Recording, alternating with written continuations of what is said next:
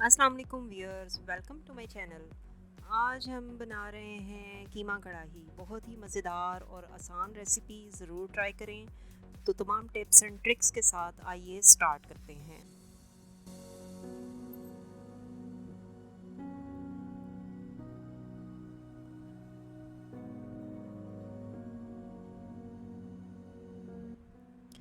कीमा कढ़ाई बनाने के लिए मेरे पास फ्रोज़न कीमा था, तो उसको मैंने 1 कप पानी और उसमें डाल के कढ़ाई में उसको रख दिया है। 250 ग्राम्स कीमा है। अब मैं इसमें 2 टेबलस्पून जिंजर गार्लिक पेस्ट डालूँगी। 2 टेबलस्पून इसलिए कि कीमा बादी होता है, तो उसकी बादीपन को ख़त्म करने के लिए हमें उसमें जिंजर गार्लिक पेस्ट थोड़ी ज़्यादा यूज़ करनी पड़ती है।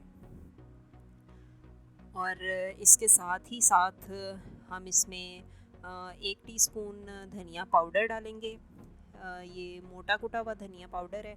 और साथ ही हाफ़ टी स्पून हल्दी। और इसके साथ थोड़ा सा इसमें नमक जाएगा अकॉर्डिंग टू योर टेस्ट। मैं यहाँ पे 1 टीस्पून डाल रही हूँ। आप अपने टेस्ट के मुताबिक इसको कम या ज़्यादा भी कर सकते हैं। और साथ ही 1 टीस्पून ज़ीरा, सफ़ेद ज़ीरा है, साबुत भुना हुआ और कुटा हुआ नहीं है।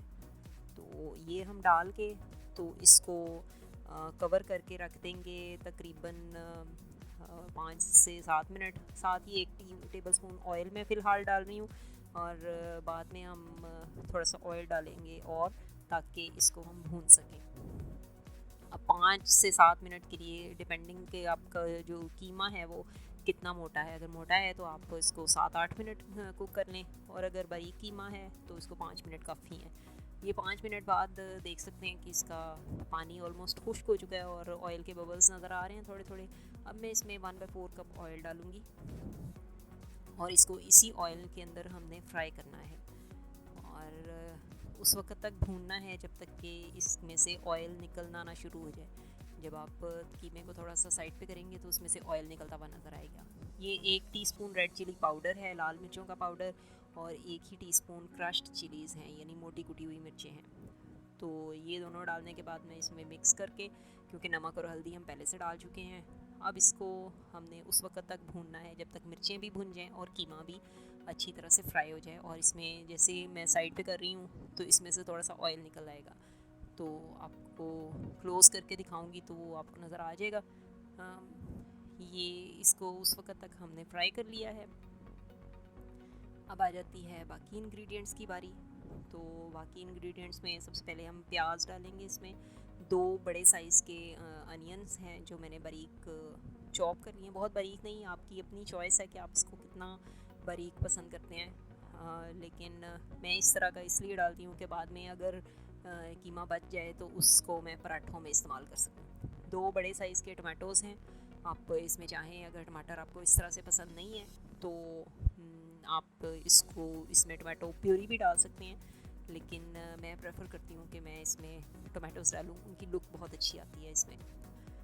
तो उसके बाद टमाटर मिक्स करने के बाद हमने इसमें आधा कप दही डालना है। ये रूम टेम्परेचर पे दही था और इसको अच्छी तरह से फेंट के डालना है ताकि ये जाके फुटकियों में चेंज ना हो जाए। ये 3 अदद हरी मिर्चें हैं, आप अपने टेस्ट के अकॉर्डिंग इसको कम या ज़्यादा कर सकते हैं। और वो डाल देंगे इसी स्टेज पे। और उसके बाद हम इसमें इसको कवर करके तो 5 से 7 मिनट के लिए दम दे देंगे, बिल्कुल हल्की आंच पे, ताकि ये प्याज और टमाटर के पानी में कीमा मज़ीद अच्छी तरह से गल जाए। अब 1 टेबलस्पून देसी घी इसमें डालेंगे। देसी घी से इस कीमे का बहुत अच्छा टेस्ट आता है। और उसके साथ ही साथ 1 टीस्पून गरम मसाला, साब पिसा हुआ गरम मसाला है, जो कि मैंने इसमें डाल के इसको मिक्स कर दिया है। और अब इसको हम थोड़ा सा और फ्राई कर लेंगे ताकि अगर कोई पानी टमाटोज़ का रह गया तो वो भी ड्राई हो जाए। और साथ ही साथ इसमें से ऑयल भी निकलना शुरू हो जाएगा, क्योंकि हमने बहुत ज़्यादा ऑयल डाला नहीं है। जैसे कि ये बीफ का कीमा है तो इसमें चर्बी भी होती है, इसकी अपनी फ़ैट्स भी होती हैं, तो इसलिए बहुत ज़्यादा ऑयल या घी की ज़रूरत नहीं है।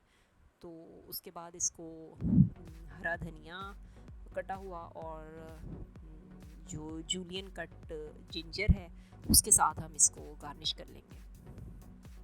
तो इस तरह से इसको मिक्स करें और इसको इस तरह से गार्निश करके सर्व करें। मज़ेदार पराठों या उसके वो जो नान है या तंदूर की रोटी है उसके साथ आप इसको एंजॉय करें। बहुत मज़े की डिश बनती है।